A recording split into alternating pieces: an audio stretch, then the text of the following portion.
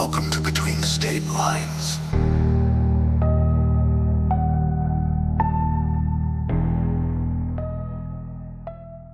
Welcome back to Between State Lines, episode 53. And guys, we have our first sponsor. They're friends of the podcast. This is my shirt. It's Circus at 1600, which is the address for the White House. Excellent shirt. Steph, show your shirt off. They are anti-Trump, anti-fascist people. We love them. And their Instagram, if I can pull it up, is Circus at 1600. So go check them out. Go buy their shirts. Support them. We all need support during this fucking fucked up bullshit time of the world. For real. So I hate talking about these things now. It's like it gets worse every single week. So I guess I'll start with the worst thing that happened this week. And I don't know if you saw it, but Laura Loomer, are you aware of who she is? I don't think so. She is a right-wing dipshit who is obsessed with Trump. I think she's like a political activist person. I don't know what you want to call her, but she's really active on the right. She's a hardcore fucking fascist. And she's known for her racist bullshit. And surprise, surprise. But she tweeted this week, "Alligator lives matter. The good news is alligators are guaranteed at least 65 million meals if we get started right now." Now, you might be asking yourself, who are these, or what is this 65 million figure she's referring to? Is it the undocumented immigrants? No. Is it the naturalized citizens who are immigrants from South America and all those countries? No. It's the entire population of the Hispanic people in this country that she's suggesting we feed to alligators. What? That was my reaction. Exactly my reaction. I was like, this is real? This is a fucking real thing that you just came out and said? Yeah, and like everyone's gonna act like nothing was said, right? That's how it is. Yeah. Cool. Somebody responded on Twitter, fucking X now. They were like, my favorite part about the right now is they're no longer pretending to be Christian. They're just stripping everything that Christ stood for away and being fucking just garbage human beings. Just the worst of the worst. Wow. Yeah. Yep. Yeah. No words. And she tweeted this because there is now an infamous facility in Florida, in the Everglades, that the government built, that is referred to as Alligator Alcatraz, because it is in the Everglades and is surrounded by marshlands, essentially. And where do alligators live? In the marshlands. And who is going to be in this facility that holds 5,000 people? Undocumented immigrants. Yep. This is where we're at. I hate it here. It just gets so fucking bad. It's just fucking Yep. And Trump toured the facility yesterday or 2 days ago. And who did he talk about while he was there? Any guesses? Joe Biden. Of course. He is obsessed with Joe Biden. The dude is not in office. He can't hurt you anymore, Trump. He's been out of office for 6 months now. I mean, keep his name out of your mouth. Who the fuck cares about Biden? Like, you're the leader of this country. Why are you so obsessed? I don't recall Obama being obsessed with Bush. I don't understand the reality that we live in. Your reaction is my favorite because it's like what I feel like I was doing when I read these news articles this week. I was like, just I had no words. I couldn't say anything. I was like, I don't even know what to think, what to say. I have been living in such a ignorance is bliss world because I've had a couple of days off of work and I've spent time with my kids. Like, I don't know, then hearing about everything that's going on in the world, like, no way. This is Yeah. Honestly, I feel like everyone deserves that little bit of time to be like, not look at social media, not look at the news because, and I know there are people who hate that there are those of us that do that for like a little bit of time because we have to have some kind of way to like cope because otherwise we're gonna spiral downward and not be of any use. yeah, still feel like that's happening too. So July 4th feels really weird this year. Like I I feel like I haven't really celebrated it since I was a kid, but especially since Trump's first stint. Um, I just I don't. There's no. What is there to celebrate? Like, what is there to celebrate? Nothing. What are you proud of? Why are you proud to be American? Like, I'm not proud to be American. I'm embarrassed. Now, I feel like this year's 4th of July is to focus on taking the mental break that you need to not go insane. Mm-hmm. Yeah, That's it. that's our. It is not about American pride. Not right now. Nope. Uh, two more points I will touch on for bad news. Number one, denaturalization is becoming a thing. So, I think last year there was or earlier this year there was someone who was denaturalized. Uh, After it was a veteran after they committed a pretty heinous crime. It was like they possessed child porn or molested. I can't remember what the exact charges were. It was in the realm of either molesting children or spreading child porn. So either way, awful. And like that, okay, I agree. Denaturalize those guys. They're, you shouldn't be in this country if you're going to do that shit. But the Trump administration is telling the Department of Justice to start pursuing cases of this kind of stuff where they determine someone is committing a moral crime. So whatever they deem is immoral, so it could be abortion, could be whatever, could be essentially stripped of their citizenship if they were naturalized. Can you explain that to me like I'm 5? So you walk up to Trump, you're at a lemonade stand, right? And Trump says, "Give me your money." He walks up and says, "Hey, I want all the money you have in this lemonade stand." And you say no. And he cries to his mommy, and she says, "Okay, I'll take care of it." And she comes over and steals all your money. And now your money is his money. That's what Trump is doing.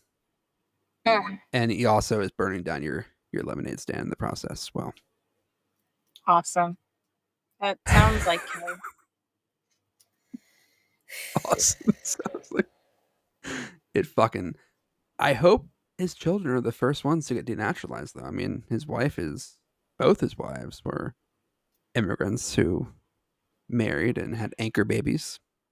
Yeah, but if you have money, then the law doesn't apply to you. Mm-hmm. So that doesn't matter. Well, I guess it if you have money and you're a friend of Trump, uh, then you're okay. Yeah, something like that. Some BS. That sucked. Um, that's awful. So who knows what'll happen with that? I'm sure if it gets challenged, the Supreme Court will roll over and say, "Oh, it's okay. You can do that. It's totally fine. It's legal." Uh, the House passed the big, stupid, fucking bullshit bill that they were losing votes on, and suddenly they got the votes and passed the bill. And so now it's on its way to Trump to be signed into law.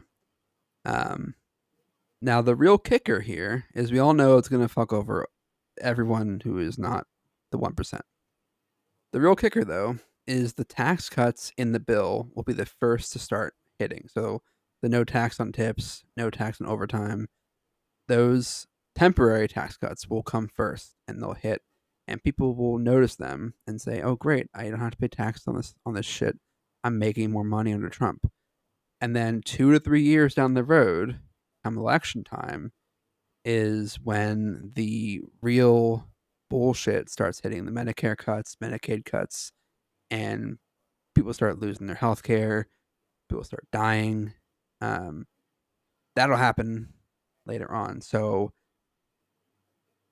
people will have short term memory, and assuming what'll happen is the Democrats take the House and the Senate back in next year, and then Trump will just blame the Democrats for all these cuts, and all of his followers will believe him and say, "Oh, that's true. They did this." Yep. Yeah. So fuck It's our us. destiny. It's our destiny to get fucked. Yep. Um, yeah. So that's awesome. So beef corner this week. I have a few new people that I think you'd be very surprised about. Number one, fuck you, Trump. Number two, fuck you, JD Vance. Number three, fuck you, every single person who voted for Trump. Number four, fuck every single GOP rep, except for the ones that did not vote for this bill, which is all but two. Uh, number five, fuck you, TikTok. Number six, fuck you to the groundhog in my yard. I have been trying to get rid of this goddamn groundhog for like 3 years now, and I've hired pest control. They can't get him. I have tried using these like sonic emitters, so it emits like really high pitch in the ground. Does not deter him or her or whatever. And then I got traps. So every time I see a new hole spring up, I put a trap in the hole, just like it shows on the YouTube video I watched. And every single time, he covers the hole, but does not set off the trap. I don't know what the fuck I did to piss off this groundhog and his family because they won't leave. They like it there. They like, they like it in my front yard where they can get a primo view of the fireworks in They think America burning that down. you are a solid neighbor. You They know, picked you. Congratulations. I guess I should look at it on the bright side. I should look at it on the bright side. I have a friend who has chosen me, who loves me, who wants to be with me, and I should not let them down by killing Yeah. them. Be kind. But if I do capture them, I had a few thoughts of what I was going to do. Number one, I was going to put them in a jar, drive them down to the local trash can, and slam the jar in the trash can and run away. Number two, I was thinking about hanging him or her from the rafters in my front yard to warn future groundhogs to not come. That was not my wife. did not like that idea very much at all. I think it Uh, lured them in, so I think she has the right idea. So, like, warning, I need to go smite avenge. this person. My third idea was that I was gonna take him and put him in our backyard when we're growing our boysenberries and like have him fertilize the uh the boysenberries or the tomatoes and be like, you know how fertile that soil would be though next year? That soil will be so fertile and have like the best berries in the block. But at what cost? Is it dangerous to do that? Should I not put a dead animal in my backyard? I don't know. I thought I Doesn't thought it would feel make like it the right fertile. kind of experiment. You like compost first. Yeah, I could. Okay, my fourth idea was to put him back in the hole from whence he came and let him compost down there and fertilize my front yard and have a really lush, tiny patch of grass where he is finally resting. That's a better experiment, I think, versus boysenberries. That's fair. I just thought number five. Number five, I get my ghost babies to possess the groundhog, send him off to find any other groundhogs in the area and kill them. I mean, if you think that's gonna work, you go for it. And then put them all in the boysenberry patch. Oh, really fertile. Okay, hold on 1 second. You go. Take care of that. We'll take a break here. A lovely break on the podcast brought to you by Circus at 1600. Go buy their shirts, guys. They're amazing. They are anti-Trump, anti-fascist. They have great merch. They have great shirts. It's not just my shirt. It's the same shirt as hers too. Uh, Sorry about welcome back. that. We were just talking about our brand. Cool. Yeah. So, well, eventually I'll get the groundhog, and then they'll be gone. But I'm just salty, very salty. That's fair. But yeah, I think maybe rethink the fertilization thing. It just feels like then you have to research how long does it take for the groundhog to break down, blah blah blah. I don't know. Yeah, that's true. That's fair. I guess. You know, I saw a story where this reminds me of this because my neighbor is a complete freak. The old lady. Uh, this one guy, his neighbor was pissing him off. I don't recall what they were doing, but he got pissed at them and decided to grow bamboo in their yard. And so he planted bamboo seeds or whatever on his side of the fence, but put like a barrier up so it couldn't grow in his yard. And it just grew like wildfire in the neighbor's yard. Apparently, it's really, really hard to get rid of bamboo once you have it. So he fucked over his neighbor. And I think he ended up moving away. He ended up just like selling the house and leaving. So his neighbor was perpetually fucked with this never ending bamboo. Yeah.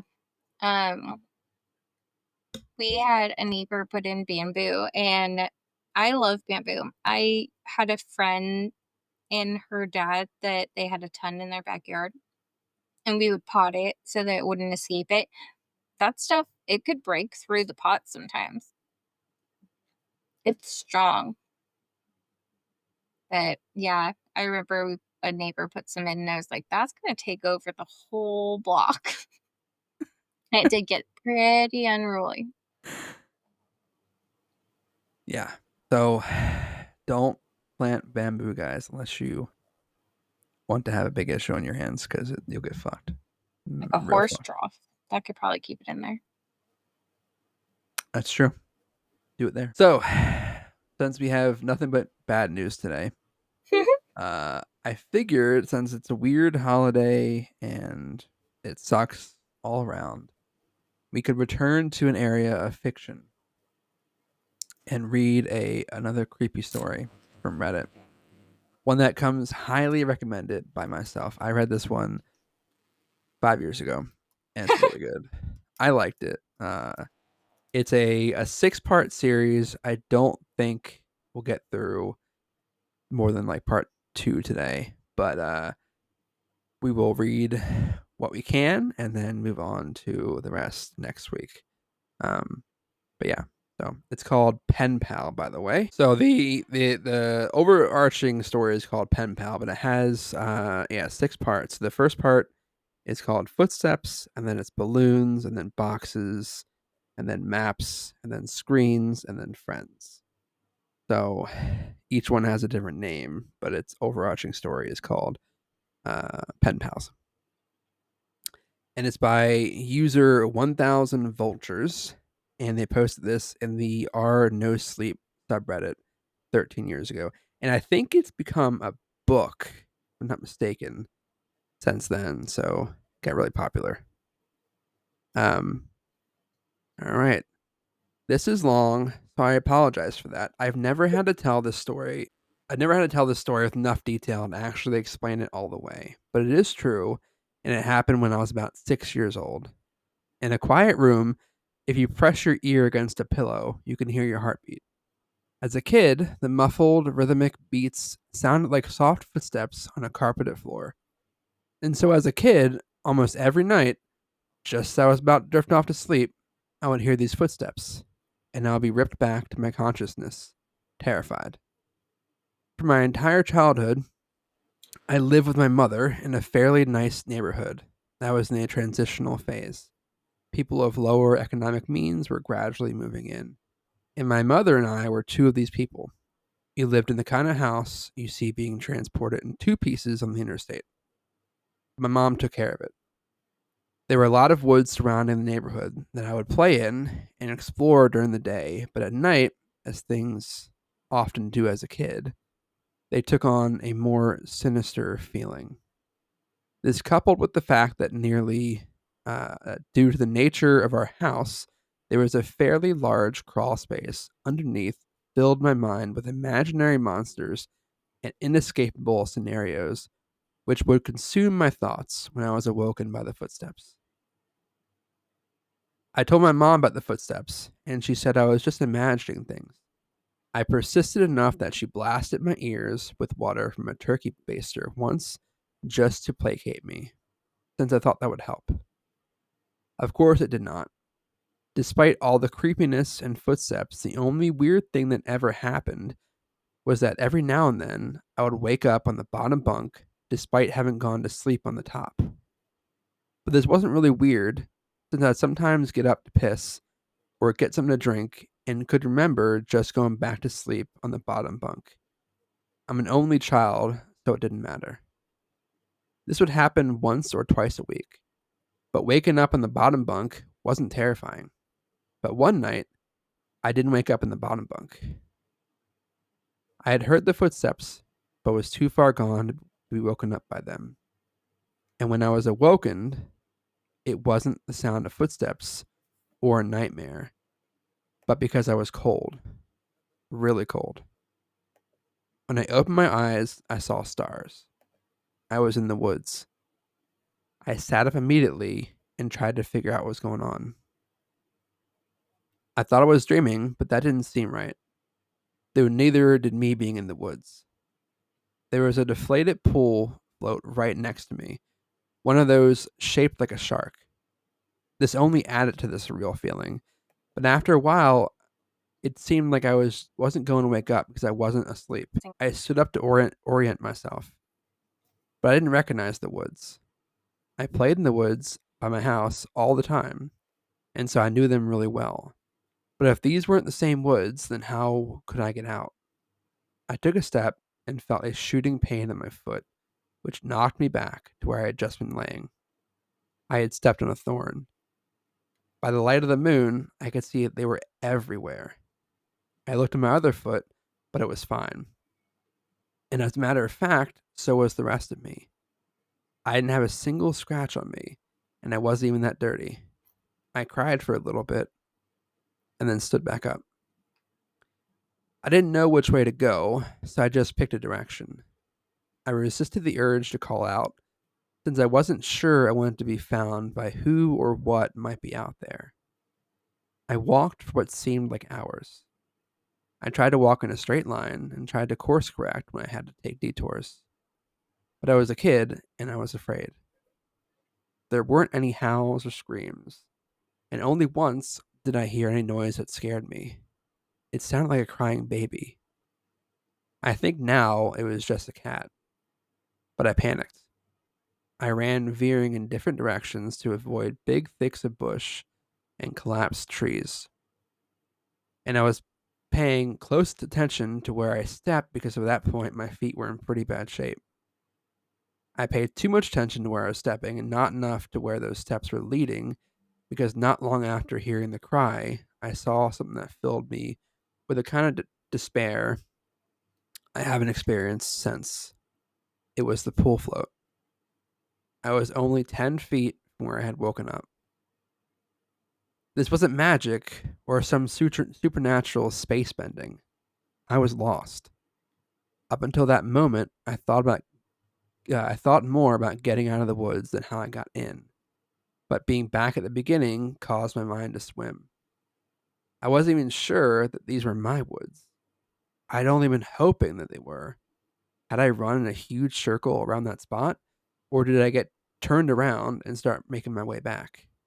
How was I going to get out? At the time, I thought the North Star was just the brightest star, and so I looked and found the brightest one and followed it. Eventually, things started to look more familiar, and when I saw the ditch, a dirt ditch my friends and I would have dirt clawed wars in, I knew I made it out. And by that point, I was walking really slowly because my foot hurt so much. But I was happy to be so close to home that I broke into a light jog. When I actually saw the roof of my house over a neighboring lower house, I let out a sob and ran faster. I just wanted to be home. I'd already decided that I wouldn't say anything because I had no idea what I could possibly say. I would get back in the house somehow, clean up, and get in bed. My heart sunk as I rounded the corner, and my house came into view. Every light in the house was on. I knew my mom was up, and I knew I would have to explain or try to explain where I had been, and I couldn't even figure out where to start. My run became a jog, which became a walk.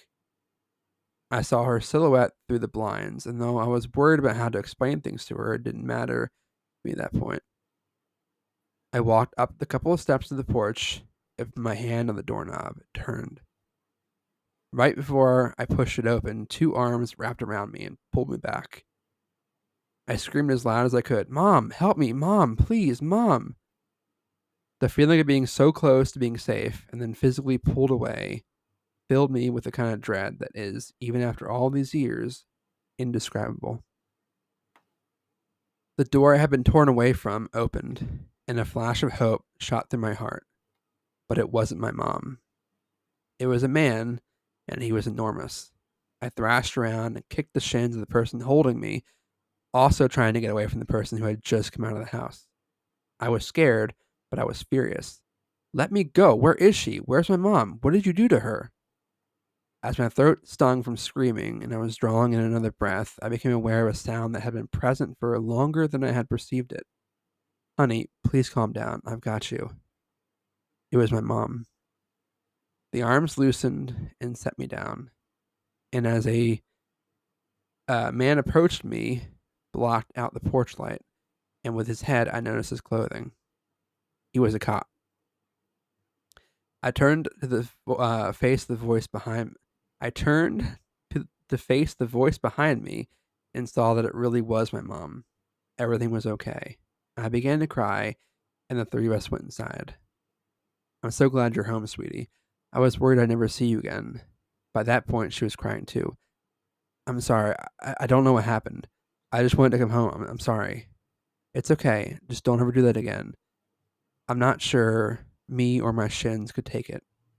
A little laughter broke through my sobs, and I smiled a bit. Well, I'm sorry for kicking you, but why'd you have to grab me like that? I was afraid you'd run away again. I was confused. What do you mean? We found your note on the pillow, she said, and pointed to the piece of paper that the police were sliding across the table. I picked up the note and read it. It was a running away letter. It said that I was unhappy and never went to see her or my friends ever again. The police officer exchanged a few words with my mom on the porch while I stared at the letter. I didn't remember writing the letter, and I didn't remember anything about any of this. But even if I sometimes went to the bathroom at night and didn't remember, or even if I could have gone into the woods on my own, even if all this could be true, the only thing I knew at that point was this isn't how you spell my name. I didn't write this letter.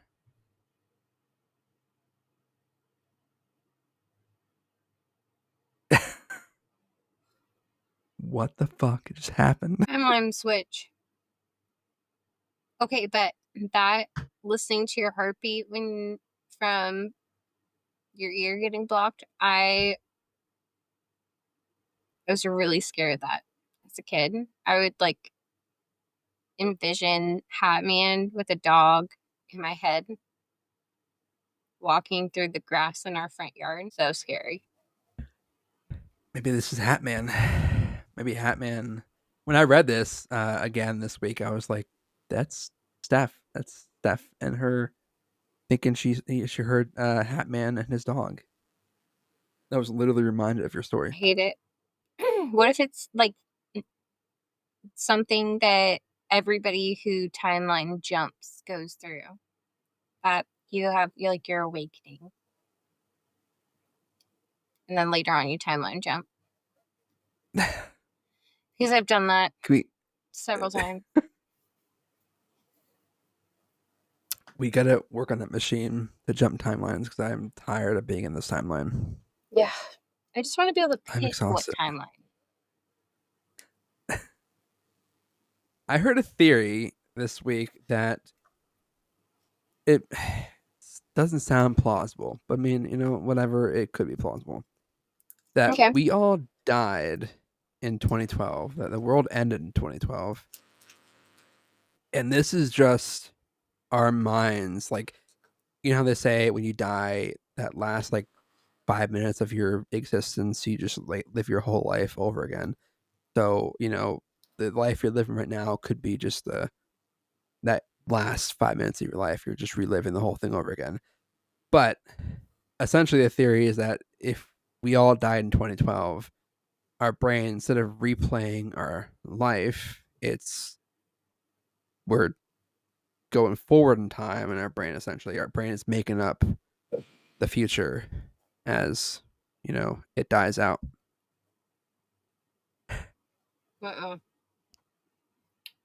Hate it. Which would explain why it's so fucked up. I mean, so many fucked up things have happened because like our brain doesn't know what to create. It's like a bad dream. I'm sorry if I start crying. Apple is really, really sour. Now put like 6 in your mouth at once. That's what she said. But put 6 in your mouth at once. That'll be the test. I'm gonna cry from this one. It's so good. It's torture. It's torture. I have not met a sour candy I'm scared of. If anyone knows of a sour candy that will actually kick my ass, please tell me, because I would love to have my ass kicked. I'm on by my candy. 4th one, and my tongue, I don't know, it just burns. Didn't last time you ate a bunch of sour candy, you got like a bad migraine the next day? You picked the wrong day. I remember. Tomorrow's gonna be I fireworks. was never gonna eat sour candy again. You're never gonna eat sour candy again, and you've already given up on that. It's okay. I expect nothing less. I went to the dollar store. That's all that needed to happen. I hate the dollar store. I don't know. I don't like every dollar store I've been to, and I get it. They don't care. They're a dollar store, but it's like aisles blocked with boxes of like shipment and like just like trash all over the place, and you get to like go around boxes to get to what you want to. Always bad experience. That's how they are. It's, My mom wanted to go. And I was like, sure, whatever. I walked the aisles and then I found the candy aisle, and this said that it was the Warheads, but it's the 90s edition. And they taste just like they did in the 90s, where like the watermelon kind of tastes a little bit like hairspray. oh, good God. But yeah, I've gone through watermelon, lemon, black cherry, and the last one was apple. And apple, holy moly, that was sour. Apple just kicked your ass. But honestly, 4 sour candies in a row is too much. You can't have any more. Which sucks, because I have like 9 left.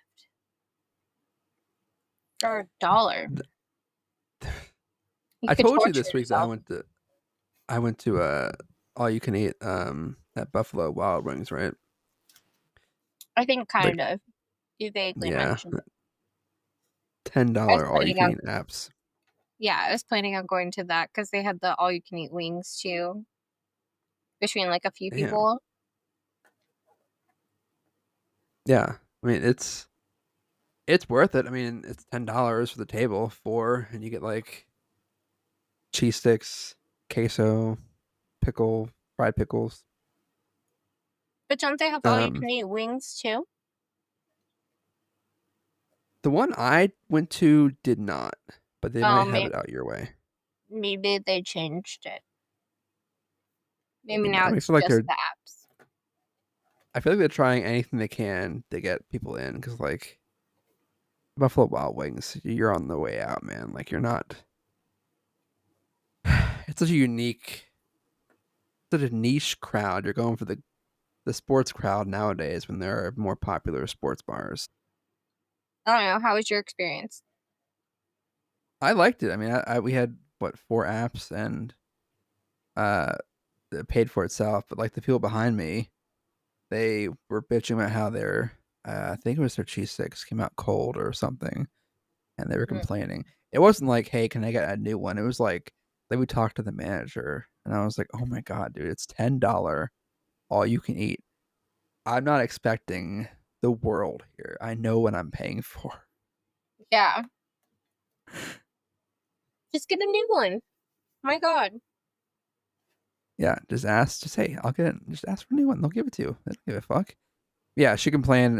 I like passed by her on the way to the bathroom, and she was bitching to the manager about how they were cold and how they expect it better and how they wanted the meal comped. And I was like, it's $10. Are you serious? Life isn't that serious, man. Come on. People. So part 1 ends with there's an edit that says after a conversation with my mother about what happened when I was a kid, I was reminded of something that cannot be unrelated to this. It answers some questions about the story, but raises other questions that I'm still looking into. It also just suggests that much of what I was told about my life since I was a child was not true. And so this is part 2, which I think is longer, and we'll have to stop in part 2. Yeah. So here we go. A couple of days ago, I posted a story called Footsteps here on our No Sleep. There were a number of questions that made me curious about certain details about my childhood, and so I spoke to my mother. Exacerbated by my questions, she said, why don't you just tell them about the goddamn balloons if they're so interested? As soon as, it sounds like my mama, she would say, you're goddamn so interested, just fucking tell them about the goddamn fucking balloons. As soon as she said that, I remembered a story. I remembered so much about my childhood that I have forgotten. This story will provide some greater context for the previous story, which I think you should read first. Though the order isn't of any vital importance, reading that story first will put you in my place more effectively since I remember the fence of footsteps first. If you have any questions or anything, feel free to ask and I'll try to answer them. Also, both stories are long, so heads up on that. I'm just hesitant to leave out any details that might be important. When I was 5 years old, I went to an elementary school that, from what I've come to understand, was really adamant about the importance of learning through activity. It was part of a new program designed to allow children to rise at their own pace, and to facilitate this, the school encouraged teachers to come up with really inventive lesson plans. Each teacher was given the latitude to create his or her own themes, which would run for the duration of the grade, and all the lessons in math, reading, etc., will be designed in the spirit of this theme. These themes were called groups. There was a space group, a sea group, an earth group, and the group I was in, community. In kindergarten in this country, you don't learn much except how to tie your shoes and how to share, so most of it isn't very memorable. I only remember two things very clearly. I was the best at writing my name the right way, and the balloon project, which was really the hallmark of the community group, since it was pretty clever to show how a community functioned at a really basic level. You've probably heard of this activity. On one Friday, I recall it being Friday because I was excited about the project and being the end of the week.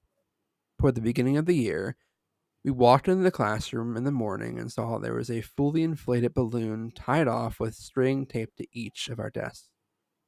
Sitting on each of our desks was a marker, a pen, a piece of paper, and an envelope.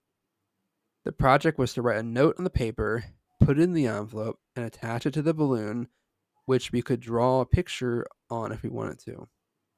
Most of the kids started fighting over the balloons because they wanted different colors, but I began on my note, which I had thought about. All the notes had to follow a loose structure. We were allowed to be creative within those boundaries. My note was something like, "Hi, you found my balloon. My name is," insert my name, "and I attend blank elementary school. You can keep the balloon, but I hope you write back. I like Mighty Max, exploring, building forts, swimming, and friends. What do you like? Write me back soon. Here's $1 for the mail." On the dollar, I wrote 4 stamps right across the front, which my mom said was unnecessary, but I thought it was genius, so I did it. The teacher took a Polaroid of each of us, their balloons, and had us put them in the envelope along with our letter. They also included another letter that I assume explained the nature of the project and sincere appreciation for anyone's participation in writing back and sending photos of their city or neighborhood. That was the whole idea, to build a sense of community without having to leave the school, and to establish safe contact with other people. It seemed like such a fun idea. That doesn't seem like a fun idea. That seems awful. Yeah. That seems so dangerous. Yeah. Red flags all over. You're sending your picture to these random people. Ugh. Also, you're littering. And you're just sending letters out there and then giving the details of a student. Of a kindergartner too. Not just any student. A fucking like 5-year-old kid. Yeah. No. You're like, sign me up. I'm gonna sign my kids up for.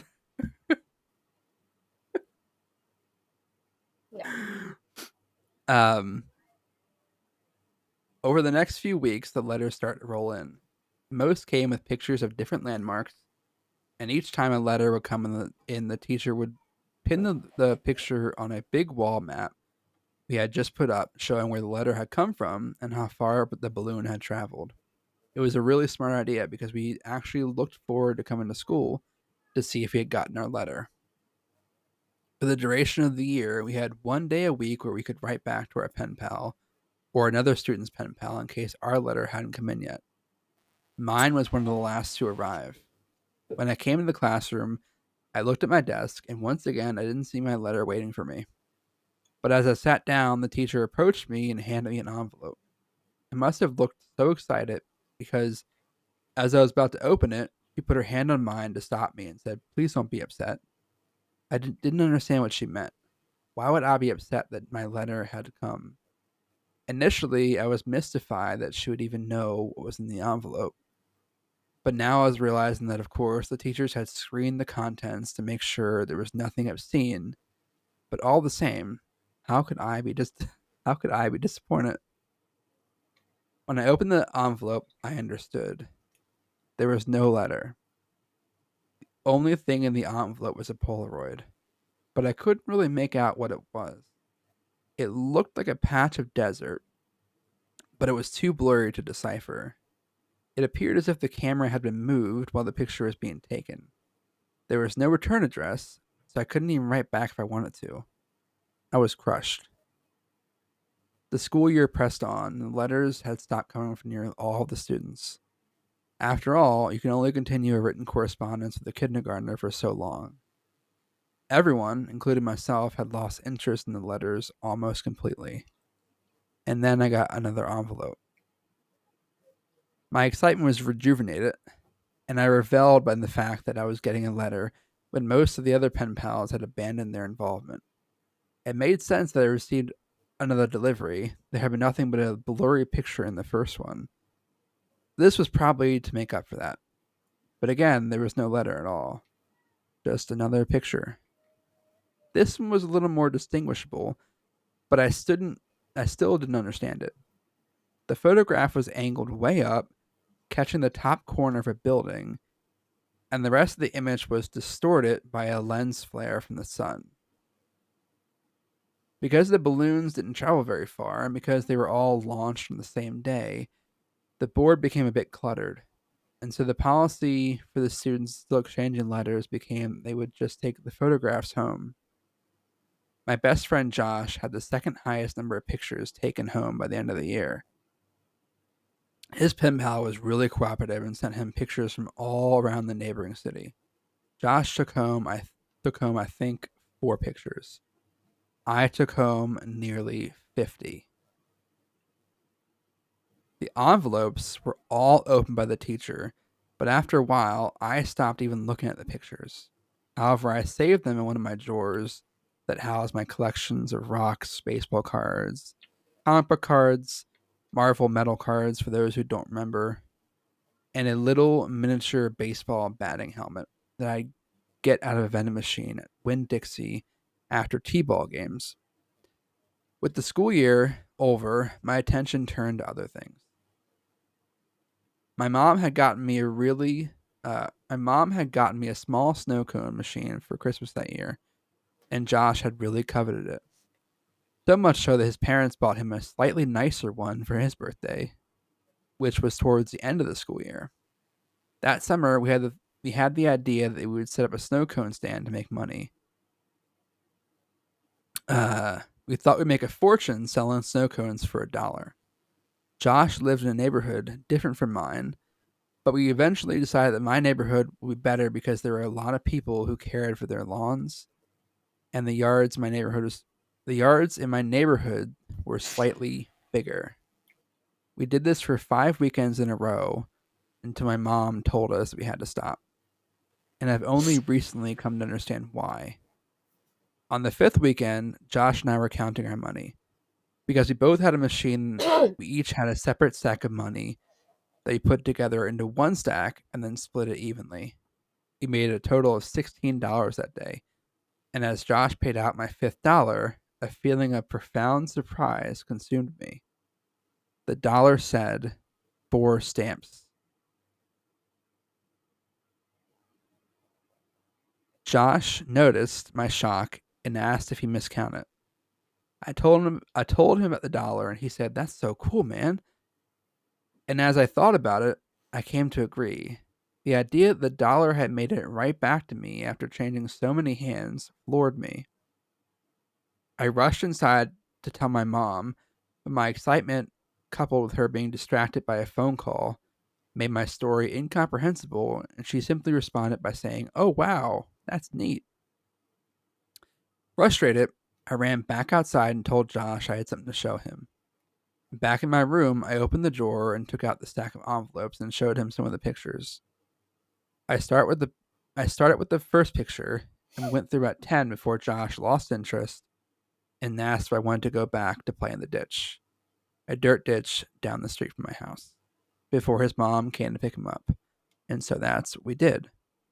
We had a dirt war for a while, but it was interrupted several times by rustling in the woods around us. There were raccoons and stray cats that lived in there, but this was just making a little too much noise, and we traded guesses at what it was in an attempt to scare each other. My last guess was that it was a mummy, but in the end, Josh kept insisting that it was a robot because of the way it sounded. Before we left, he got a little serious and looked. Before we left, he got a little serious and looked me right in the eyes and said, "You heard it, didn't you? It sounded like a robot. You heard it too, right?" I had heard it, and since it sounded mechanical, I agreed it probably was a robot. It's only now that I understand what we heard. When we got back, Josh's mom was waiting for him at the kitchen table with my mom. Josh told his mom about the robot. Our moms laughed, and Josh went home. My mom and I ate dinner, and then we went to bed. I didn't stay in bed for long before I crept out and decided that, due to the day's events, I would revisit the envelopes since now the whole affair seemed much more interesting. I took the first envelope, set it on the floor, and set the blurry desert Polaroid on top. I laid the second envelope right next to it and placed the oddly angled Polaroid of a building's top corner on top, and did this with each picture until they formed a grid that was about 5 by 10. I was always taught to be careful with things that I was collecting, even if I wasn't sure they were valuable. I noticed that the pictures gradually became more decipherable. There was a tree with a bird on it, a speed limit sign, a power line, a group of people walking into some building, and then I saw something that vexed me so powerfully that I can now, as I write this, distinctly remember feeling dizzy and capable of only one single repeating thought. Why am I in this picture? In this photograph of the group of people entering the building, I saw myself holding hands with my mother in the very back of the crowd of people. We were at the very edge of the photo, but it was undeniably us. And as my eyes swam over the sea of Polaroids, I became increasingly anxious. It was a really odd feeling. It wasn't fear, it was the feeling you get when you are in trouble. I'm not sure why I was flooded with that feeling, but I sat there floundering in the distinct sense that I had done something wrong. And this feeling only intensified as I looked on at the rest of the photos after that one that had so powerfully struck me. I was in every single photo. None of them were close shots. None of them were only of me, but I was in every single one of them. Off to the side, in the back, bottom of the frame. Some of them only had a tiny part of my face captured at the very edge of the photo, but nonetheless, I was there. I was always there. I didn't know what to do. Your mind works in funny ways as a kid, but there was a large part of me that was afraid of getting in trouble for simply being up. Since I already had the looming feeling of having done something wrong, I decided that I would wait until tomorrow. The next day, my mom was off work and spent most of the morning cleaning around the house. I watched cartoons, I imagined, and waited until I thought was a good time to show her the pictures. When she went out to the mail, I grabbed a few of the pictures and put them on the table in front of me as I sat waiting for her to come back in. When she returned, she was already opening the mail and threw some junk mail into the trash can, and I said, "Hey, Mom, can you come here for a second? I have these pictures." "Just give me a minute, honey. I need to mark these on the calendar." After a minute or two, she came and stood by me and asked what I needed. I could hear her shuffling with the mail behind me, but I just looked at the Polaroids and told her about them. As I explained more and pointed to the pictures, her frequent and okay decreased, and she was suddenly completely quiet and only making a little noise with the mail. The next noise I heard from her sounded as if she was trying to catch her breath in a room that had no air in it. At last, her struggling gasps were conquered, and she simply dropped the remaining mail on the table and ran to get the phone. Mom, I'm sorry, I didn't know about these. Don't be mad at me. With the phone pressed to her ear, she was walking and running back and forth and shouting into it. I nervously fiddled with the mail sitting next to my Polaroids. The top envelope had something sticking out of it that I thoughtlessly and anxiously pulled out until it came out. It was another Polaroid. Confused, I thought that somehow one of my Polaroids had slipped into the stack when she threw the mail down. But when I turned it over and looked at it, I realized I had not seen this before. To my dismay, it was me, but this time much closer. I was surrounded by trees and was smiling. But it wasn't just me, I noticed. Josh was there too. This was us from yesterday. I started yelling for my mom, who was still screaming into the phone. I repeatedly yelled for her until she responded with, "What?" And I could only think to ask, "Who are you calling?" "I'm talking with the police, honey." "But why? I'm sorry, I didn't mean to do anything." She answered with a response that I never understood until I was forced to revisit these events from the earliest years of my life. She grabbed the envelope off the table and the picture of Josh and I and spun and slid Lennon next to me, Lennon next to the other Polaroids in front of me. She held the envelope up to my eyes, but I could only look at her and watch as the color began draining out of her face. With tears welling up in her eyes, she said that she had to call the police because there was no postmark.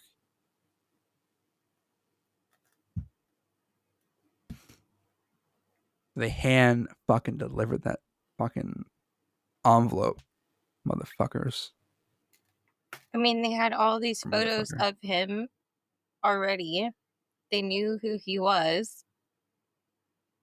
But exactly why you don't do this. It's exactly why you don't fucking send your picture of a 5-year-old out into the world like that. Yeah. Into the public space domain. Creepy as fuck. Bad idea. Oh my god. What are your guesses? Is it like a supernatural thing? Is it like a murder? Is it like a pedophile? Like what? Yeah, I think it's a psycho. They had hunted this child down and want to scare him.